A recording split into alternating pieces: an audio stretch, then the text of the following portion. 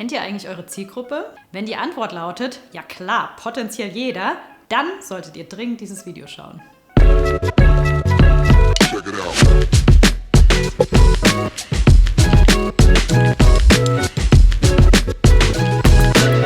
Hey und herzlich willkommen. In diesem Video werden wir klären, was sind überhaupt Personas, warum sind sie sinnvoll und wir zeigen euch, wie ihr Step by Step eigene Personas kreieren könnt.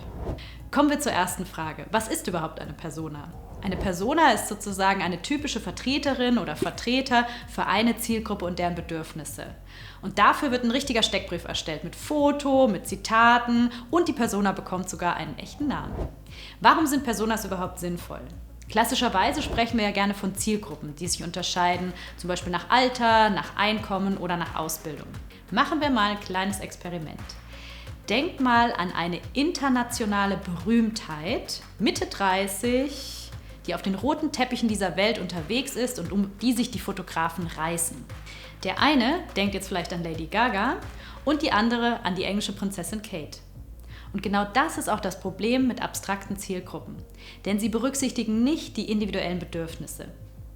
Während Lady Gaga zum Beispiel gerne auch mal mit ihren Outfits provoziert, geht es Prinzessin Kate eher darum, die Etikette zu wahren. Jetzt zeigen wir euch Step by Step, wie ihr eure eigene Persona entwickeln könnt.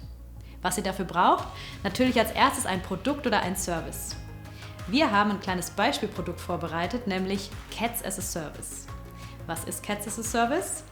Über Cats as a Service könnt ihr euch Katzen für ein paar Stunden über Drohnen ausleihen, wenn ihr Lust auf ihre Gesellschaft habt. Step Nummer 1, Daten. Woher bekommt ihr die? Ihr könnt natürlich auf bereits erhobene Daten zurückgreifen, zum Beispiel aus eurem CRM oder aus Analysetools. Sprecht mit den Mitarbeitenden, die viel Kundenkontakt haben und sprecht, wenn ihr könnt, auch mit euren Kundinnen und Kunden, zum Beispiel über Umfragen oder indem ihr euch Feedback einholt. Aus all diesen Informationen leitet ihr dann eure Kernzielgruppen ab und für jede Kernzielgruppe könnt ihr eine Persona erstellen. Step Nummer 2, Persönlichkeit kreieren. Wir haben das für unser Beispielprodukt Cats as a Service gemacht. Schauen wir uns mal Lia Schuster an. Sie ist 29 Jahre alt, hat einen Masterabschluss in Informatik, jetzt arbeitet sie als Programmiererin und verdient mit 45.000 € im Jahr schon ganz gut. Besonders spannend für uns ist natürlich die Frage, welches Ziel Lia in Bezug auf unseren Service verfolgen könnte. Wir haben herausgefunden, sie hätte wahnsinnig gern eine Katze bei sich zu Hause, weil sie gemerkt hat, wenn so eine Katze um ihre Beine schnurrt, findet sie das unheimlich entspannt.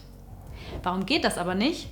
Lia ist alle 2 Wochen unterwegs, sie hat eine Fernbeziehung und hat dann niemanden, der auf diese Katze aufpassen könnte.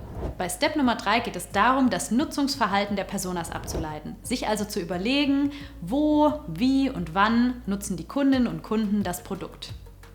In unserem Fall wissen wir ja, dass Lia viel im Homeoffice arbeitet, privat aber ganz gerne ihr Handy nutzt. Und da würde es natürlich Sinn machen, eine App zu programmieren, in der sie sich ihre Lieblingskatze raussuchen kann.